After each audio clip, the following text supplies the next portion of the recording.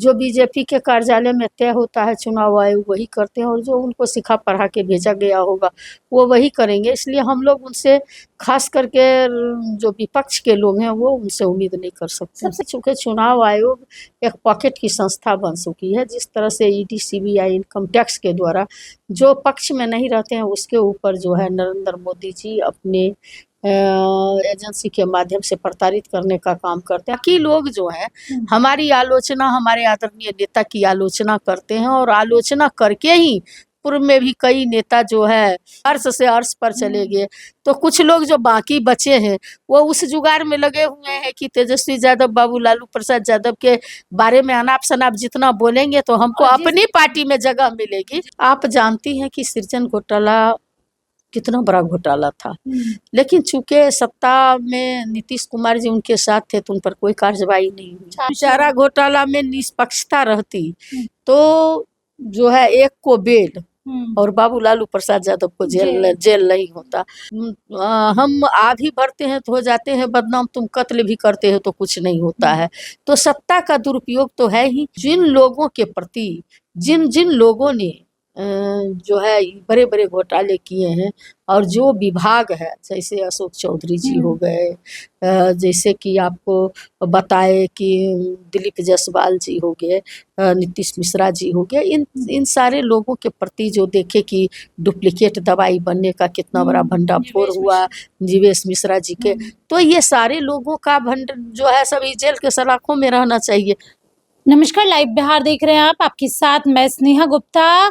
चुनावी शंखनाद अब होने ही वाला है और ऐसे में लगातार सारी पार्टियां तैयारी कर रही है। आपको बता दें कि इलेक्शन कमीशन ऑफ इंडिया की टीम जो है होटल ताज में सारे राजनीतिक दलों के साथ बैठक कर रही है और सबको ही अपना सजेशन दे रहा है। और ऐसे में हमारे साथ खास बातचीत करने के लिए आरजेडी से एमएलसी और प्रवक्ता भी रही हैं उर्मिला ठाकुर जी, इनसे सीधे जुड़ेंगे। पहले तो कैसे देख रही है, चुनाव आयोग की पूरी टीम आ चुकी है, आप लोगों को लग रहा है जो मांगे आपकी थी आप लोग पूरा कर पाएंगे या चुनाव आयोग उन मांगों को पूरा कर पाएगा? देखिए, चुनाव आयोग ने तो हम लोगों की कोई मांगे पूरी नहीं की है। हम लोगों ने जो सब मांग की है कि इतना शॉर्ट टाइम में, शॉर्ट पीरियड में जो है आप जो है SRI का जो मुद्दा लाए हैं इसको आप वापस ले लीजिए, तो इन लोगों ने नहीं लिया। फिर जो 11 डॉक्यूमेंट्स था उसमें कई था, जैसे कि 2024 में चुनाव हुई थी, उस 2024 के चुनाव में आधार कार्ड की मान्यता थी, ड्राइविंग लाइसेंस की मान्यता थी, जो मजदूरों के लिए जो मनरेगा कार्ड था, जॉब कार्ड था, उसकी मान्यता थी। फिर जो बैंक का जो पासबुक था उसकी मान्यता थी। तो इन सारी चीज़ों को खारिज कर दिया। तब हमारे आदरणीय नेता बाबू तेजस्वी प्रसाद यादव जी ने सदन में भी इन बातों को रखे। फिर सड़क पे आके हम लोगों ने प्रोटेस्ट करने का काम किए। फिर उसके बाद हमारे आदरणीय नेता ने जब सुप्रीम कोर्ट से लड़ाई लड़ने का काम किए, तब जाकर के ये माननीय सुप्रीम कोर्ट के द्वारा ये फैसला आया कि जो 11 डॉक्यूमेंट्स है उसमें 12वां जो आधार कार्ड भी शामिल होगी। तो हम लोग चुनाव आयोग से कोई उम्मीद नहीं कर सकते हैं कि चुनाव आयोग जो है निष्पक्ष होकर के कोई फैसला हम लोगों को देगी, चूँकि चुनाव आयोग एक पॉकेट की संस्था बन चुकी है। जिस तरह से ईडी, सीबीआई, इनकम टैक्स के द्वारा जो पक्ष में नहीं रहते हैं उसके ऊपर जो है नरेंद्र मोदी जी अपने एजेंसी के माध्यम से प्रताड़ित करने का काम करते हैं। उसी प्रकार से चुनाव आयोग का भी यूज होता है। जो बीजेपी के कार्यालय में तय होता है चुनाव आयोग वही करते हैं, और जो उनको सिखा पढ़ा के भेजा गया होगा वो वही करेंगे। इसलिए हम लोग उनसे खास करके जो विपक्ष के लोग हैं वो उनसे उम्मीद नहीं कर सकते। सबसे बड़ा सवाल तो ये भी है मैम, क्योंकि इस साल के अंत में बिहार में विधानसभा का चुनाव है, ऐसे में अगर चुनाव आयोग ही भेदभाव करेगी तो फिर आप लोगों के जो नतीजे आएंगे उस पर भी सवाल खड़ा होगा। आप नतीजे तो देखिए, जनता सर्वोपरि है। जनता को आप देखे होंगे कि उस बार भी हम लोग चुनाव जीत चुके थे, लेकिन ये इन लोगों ने कई जगह जो काउंटिंग थी उसको बंद कर दिए, और रात के 2 बजे 3 बजे जो 4 बजे में ख़त्म होनी थी, 2 बजे में ख़त्म होनी थी, उसको स्टॉप करके, और जो आदेश आया ऊपर से उसके द्वारा जो है जिला के प्रशासनिक पदाधिकारी और जो चुनाव पदाधिकारी थे उनके द्वारा रोक के बाद जो है रिजल्ट दिया गया। कई ऐसी सीटें थी 10-12 सीट जिस पर जो है इन लोगों को कामयाबी तो नहीं मिली थी, लेकिन ऐसे ही जो है किसी तरह एन के प्रकारण इन्होंने जीत हासिल की है। और आपको याद होगी कि टोटल वोट में मात्र 12,000 वोट से हम पीछे थे, और साथ ही साथ जो है जो हमारा पोस्टल बैलेट पेपर था उसकी इन लोगों ने गिनती नहीं की थी। तो ये सारी चीज़ें, ये सारी खामियां हैं।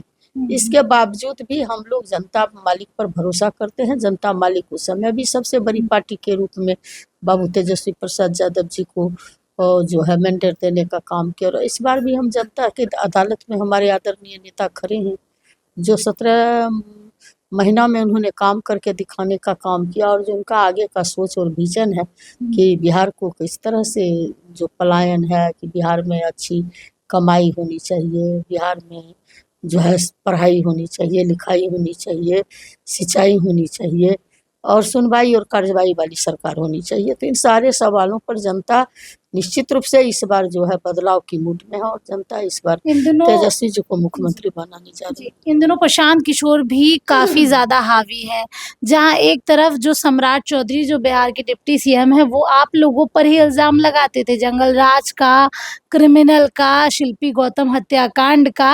आज उनको ही कटघरे में प्रशांत किशोर ने खड़ा कर दिया है और कह दिया है कि जब ये राजद में थे उस समय ये पूरे षड्यंत्र में ये भी थे। तो क्या कहना चाहेंगी कि जो लोग आप पे ही आरोप लगाते थे अब उनकी भी बारी आ गई है?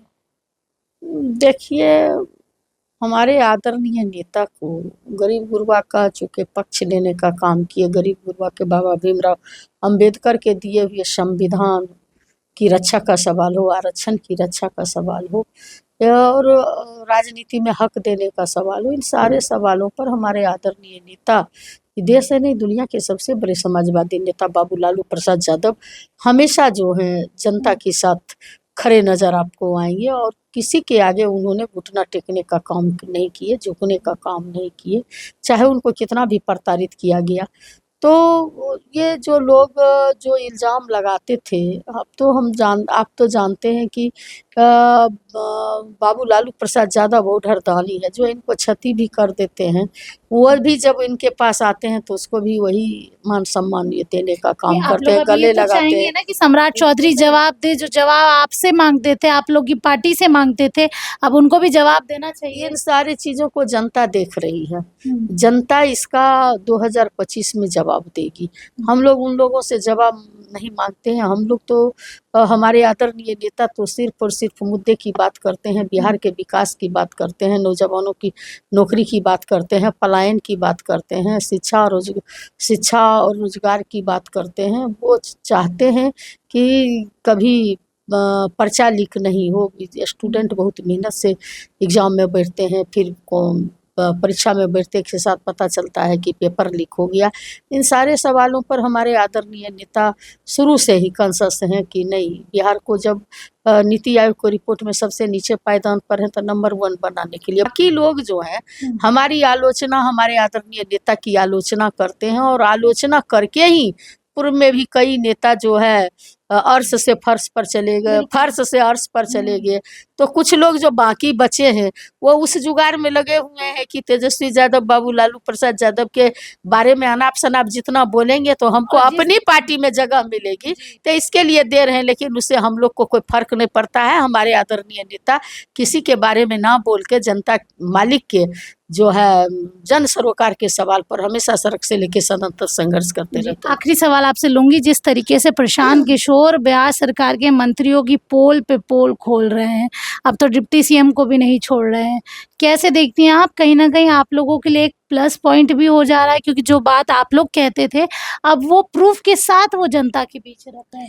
आप जानती हैं कि सृजन घोटाला कितना बड़ा घोटाला था, लेकिन चूंकि सत्ता में नीतीश कुमार जी उनके साथ थे तो उन पर कोई कार्रवाई नहीं हुई। चारा घोटाला की बात कर रहे हैं। नहीं, चारा घोटाला तो मात्र तो उनके जो पहले से आ रहे अभी बिहार सरकार में मंत्री है नीतीश मिश्रा, चारा घोटाला में निष्पक्षता रहती तो जो है एक को बेल और बाबू लालू प्रसाद यादव को जेल नहीं होता।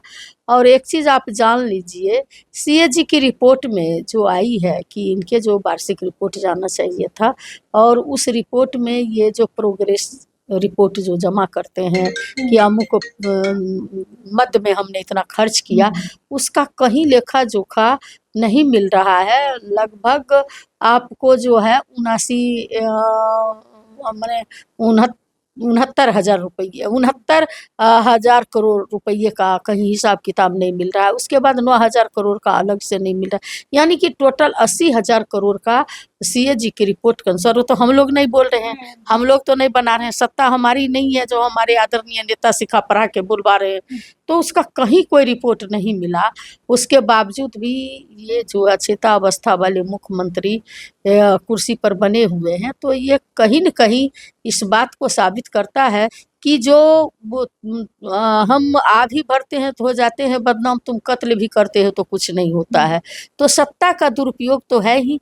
अगर सत्ता का दुरुपयोग नहीं होता तो जिन लोगों के प्रति जिन जिन लोगों ने जो है बड़े-बड़े घोटाले किए हैं और जो विभाग है, जैसे अशोक चौधरी जी हो गए, जैसे कि आपको बताए कि दिलीप जायसवाल जी हो गए, नीतीश मिश्रा जी हो गए, इन सारे लोगों के प्रति जो देखे कि डुप्लीकेट दवाई बनने का कितना बड़ा भंडाफोड़ हुआ, जीवेश मिश्रा जी के, तो ये सारे लोगों का जो है सभी जेल के सलाखों में रहना चाहिए। उसी जगह हमारे आदरणीय नेता होते, 3 लोग क्या नहीं करते और कहते जल्दी से जल्द जेल दीजिए, इस्तीफा लीजिए, लेकिन कहीं कुछ नहीं हो रहा है। तो ये तो साफ जाहिर है, जनता समझ रही है कि ये लोग सत्ता का दुरुपयोग करते हैं, जनता की गाढ़ी कमाई का जो है दुरुपयोग करके जनता पर कमर तोड़ महंगाई लादने का काम कर रहे हैं। जनता का शोषण हो रहा है और बिहार को विशेष राज्य का दर्जा, विशेष पैकेज जो हमारे आदरणीय नेता 75% जो आरक्षण नमी अनुसूची में केंद्र को भेजने का